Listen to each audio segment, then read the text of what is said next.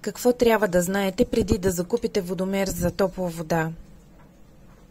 Във видеоклипа е визуализирана подмяна на водомер 3/4.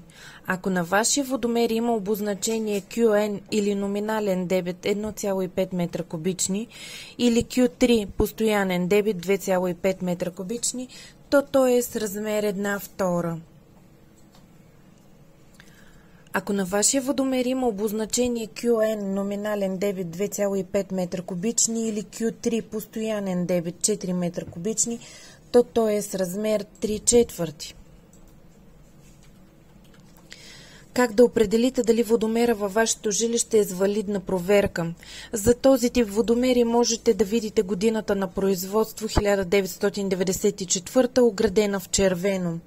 Той е подлежал на проверка или смяна след 2004 година. За този тип водомери можете да видите годината на производство 1999, оградена в червено. Той е подлежал на проверка или смяна след 2009 година. Това е пример на водомер с година на производство 2019, ограден в червено.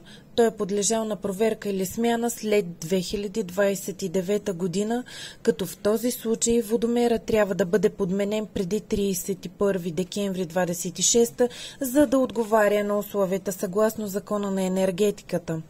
Това е пример за водомер преминал проверка. В случая годината е заличена. За да определите валидността, трябва да погледнете годината върху уловната пломба. Важно е да знаете във вашата етажна собственост коя марка водомери е одобрена. Това може да разберете от вашата фирма за дялово разпределение. Всяка фирма за дялово разпределение в град Враца предлага комплексна услуга – водомер, демонтаж на стар, монтаж на нов и узаконяване, пломбиране, като тя предоставя талон за узаконяването на водомера към ВиК в град Враца.